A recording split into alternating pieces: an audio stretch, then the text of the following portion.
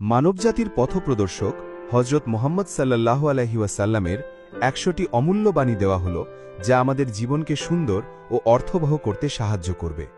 সকল কাজের ফলাফল নিয়তের উপর নির্ভরশীল।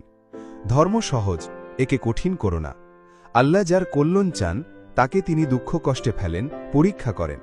আল্লাহ তোমাদের চেহারা ও সম্পদ দেখেন না, বরং তিনি তোমাদের অন্তর ও কাজ দেখেন। যে ব্যক্তি আল্লাহর উপর বিশ্বাস রাখে সে যেন ভালো কথা বলে অথবা চুপ থাকে।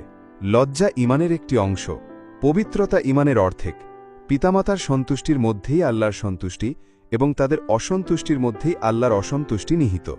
জেনে রেখো, শরীরের মধ্যে একটি মাংসপিণ্ড আছে যা পরিশুদ্ধ থাকলে পুরো শরীরই পরিশুদ্ধ থাকে, আর তা দূষিত হলে পুরো শরীরই দূষিত হয়ে যায়, আর সেটি হল অন্তর বা কাল্ব। আল্লাহ ততক্ষণ পর্যন্ত বান্দার সাহায্য করেন যতক্ষণ বান্দা তার ভাইয়ের সাহায্যে নিয়োজিত থাকে। জ্ঞান অর্জন করা প্রত্যেক মুসলিমের উপর ফরজ। দোলনা থেকে কবর পর্যন্ত জ্ঞান অন্বেষণ করো। জ্ঞানের কলমের কালি শহীদের রক্তের চেয়েও পবিত্র। যে জ্ঞানার্জনের জন্য বের হয় সে আল্লাহর পথে থাকে যতক্ষণ না সে ফিরে আসে। উত্তম কথা একটি সাদকা। যে জ্ঞানের কথা শোনে এবং তা অন্যের কাছে পৌঁছে দেয়, আল্লাহ তার চেহারা উজ্জ্বল করুন। জ্ঞান হল হারানো উটের মতো, যেখানেই পাও তা গ্রহণ করো। উপকারী জ্ঞানই শ্রেষ্ঠ জ্ঞান। যে জ্ঞানের সন্ধান করে আল্লাহ তার জন্য জান্নাতের পথ সহজ করে দেন। মূর্খের উপাসনার চেয়ে জ্ঞানীর ঘুম উত্তম।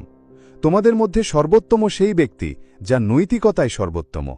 প্রকৃত মুসলিম সেই যার জিহ্বা ও হাত থেকে অন্য মুসলিম নিরাপদ থাকে। যে রাগকে নিয়ন্ত্রণ করতে পারে সেই প্রকৃত শক্তিশালী। সততা পুণ্য নিয়ে আসে, আর পুণ্য জান্নাতের দিকে নিয়ে যায়। মিথ্যা বলা থেকে বিরত থাকো, কারণ মিথ্যা মানুষকে পাপের দিকে নিয়ে যায় এবং পাপ জাহান্নামে নিয়ে যায়। যে নম্রতা থেকে বঞ্চিত সে কল্যাণ থেকেও বঞ্চিত। যার মধ্যে আমানতদারি নেই তার ঈমান নেই। অহংকার পতনের মূল। যার মনে বিন্দু পরিমাণ অহংকার থাকবে সে জান্নাতে প্রবেশ করবে না। গীবাত করা ব্যভিচারের চেয়েও মারাত্মক। মায়ের পায়ের নিচে সন্তানের বেহেশত। তোমাদের মধ্যে সেই উত্তম যে তার পরিবারের কাছে উত্তম। যে ব্যক্তি তার প্রতিবেশীকে কষ্ট দেয় সে মুমিন নয়। সে মুমিন নয় যে নিজে পেট পুরে খায় আর তার প্রতিবেশী ক্ষুধার্ত থাকে। কন্যা সন্তান সৌভাগ্যের প্রতীক। তোমরা তোমাদের সন্তানদের স্নেহ করো এবং তাদের উত্তম শিষ্টাচার শিক্ষা দাও। যে বড়দের সম্মান করে না এবং ছোটদের স্নেহ করে না সে আমার উম্মতের অন্তর্ভুক্ত নয়। বিধবা অসহায়দের জন্য যে কাজ করে সে আল্লাহর পথে জিহাদকারীর মতো। কোনো মুসলিম যদি একটি বৃক্ষরোপণ করে অথবা কোনো শস্য উৎপাদন করে এবং তা থেকে কোনো পাখি, মানুষ বা পশু ভক্ষণ করে, তবে তা তার জন্য সাদকা বা দান হিসেবে গণ্য হবে।